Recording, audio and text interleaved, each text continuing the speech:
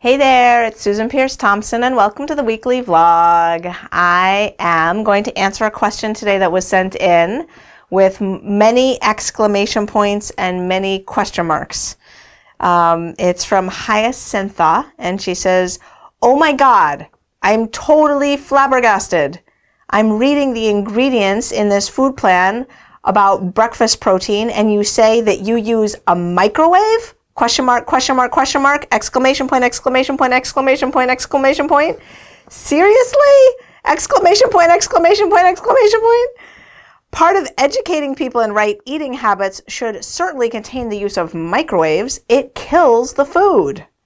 Okay, so maybe you need to do some research on this topic and give it some attention in the next vlog. And I think you're really a wonderful and inspiring person, and I love watching you in all your videos. Big, warm oatmeal hug, Hyacintha. Okay, so yeah, I'm going to save this little sticky note because I've got some notes on it that I want to cover in a bit. But so first of all, Hyacintha, I think you're adorable. Thank you for the effusive suggestion that I cover the safety of microwaves in this vlog. Yeah, so I don't agree with your opinion on microwaves, apparently. It sounds like you think that there is really like ironclad scientific evidence that microwaves kill the food. That's what you said, kill the food. So I know that if you do a Google search, you will find some blogs where people agree with that position. You'll also find some blogs where people vehemently disagree with that position. And then you can search the literature and, so here's what I found doing a search of PubMed. Actually, I emailed my friend Ari Witten and just checked in with him like, Ari, I think I've done the research on microwaves, but just in case I'm missing something, what have you got for me? And he sent back a bunch of links. I just read them all over. And yeah, in the blog sphere, there's some heated opinions about this. When you check the scientific literature, a nice review article was published, and here's what they concluded. In conclusion, so I'm now quoting from the end of their abstract, the last couple sentences of their abstract. In conclusion, no significant nutritional differences exist between foods prepared by conventional and microwave methods. Any differences reported in the literature are minimal. So, yeah, that article is called "The Effect of Microwaves on Nutrient Value of Foods." So, and it's a review article, which means that it's taking into account many, many, many, many other published scientific articles. And so here's what I know about microwaves. I actually taught a little bit about microwaves because I was an explainer at the Exploratorium in San Francisco, one of the world's premier science museums. That was my after-school job in high school. And, and I remember explaining to people what microwaves are. So let me just start there and just talk a little bit about what microwaves are. So microwaves are waves. They're electromagnetic waves. And that means they fall on the spectrum between radio waves on the low end, and you climb up from radio waves, which of course are all around us, right? All these radio waves that are in the air. When you take a radio and you pull up the antenna, it catches the sound because there are radio waves all around us all the time. You climb up from there and you get to microwaves. So microwaves are just like radio waves. They're just a little bit higher in frequency. You go up from there and you get light. Light, right? You go up from there and you get, above that all the way up to the top, X-rays, things like that. Okay. So not discounting the fact that there is the potential for radiation, right? X-rays we take caution with. And UV light, there's some carcinogenic properties there, but also a lot of health benefits that are coming out about sunlight, etc. So, microwaves are like those types of waves, but lower on the spectrum in terms of lower in frequency. So what's cool about microwaves is that they have a frequency that actually creates perfect resonance with a water molecule. So water molecules are H2O, right? So you've got two hydrogen atoms and one oxygen atom. So picture my head as the oxygen atom and then my hands as the two hydrogen atoms, and that's about the chemical configuration of the oxygen to the hydrogen in this atom, in this molecule, right? the three atoms forming this sort of configuration.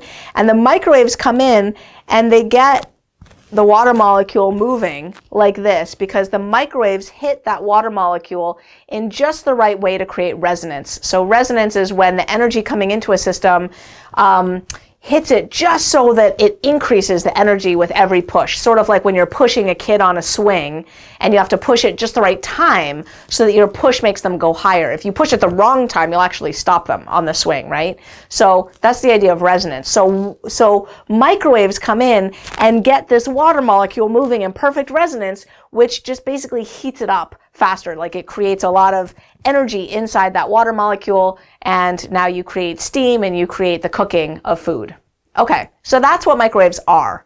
I don't know about you, but to me that's not super scary. Like I'm not inclined to be freaked out by microwaves because I'm already being exposed to lots of light, and I kind of like the thought of my water molecules in my food getting like heated up. Like that's what I want. I want my food hot.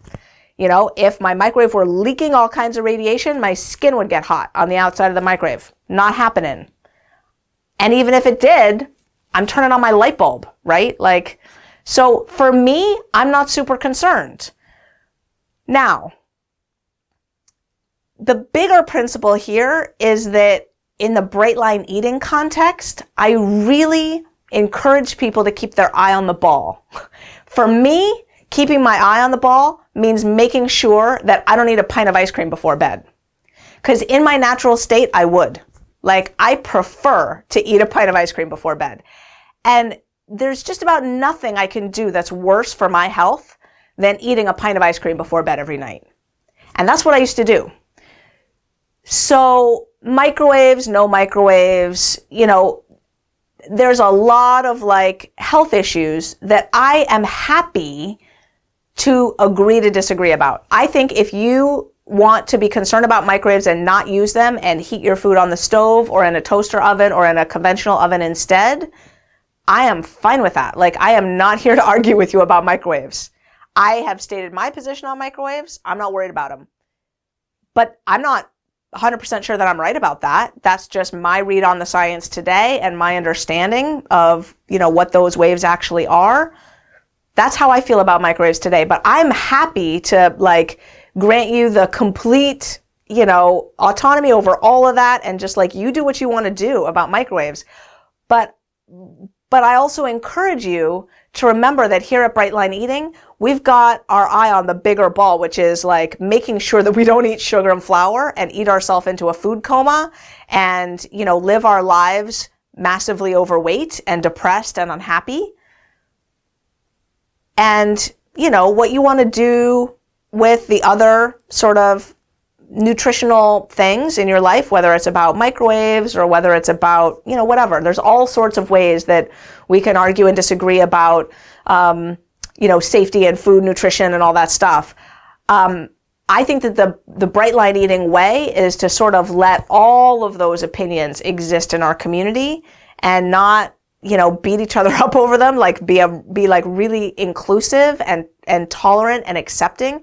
And I really do mean it when I say that I'm not sure that I'm right about microwaves. That's just my take on it today. I might change my mind about that tomorrow. But in the meantime, I'm going to be sticking to my bright lines and not eating sugar and not eating flour and not eating outside of meal times and making sure that my quantities are staying sane so that I can be happy, thin, and free. Because I would rather focus on that, because every breath that I take is gravely affected as someone who's high on the susceptibility scale if I don't focus my energies in the right place, which for me has to do with keeping my bright lines bright. Does that make sense? So that's what I think about microwaves. For me, I'm not worried about them. I'm happy. If you're worried about them, go ahead and you know, act accordingly. Cool in the gang. Not here to fight you on that. And in the meantime, let's make sure that we're living happy, thin, and free as we decide what we want to decide about all those other questions. Fair? So that's my thought on microwaves. If you have something that you would like me to address with lots of exclamation points and question marks, do send it in. I'm at susan@brightlineeating.com. I'll see you next week.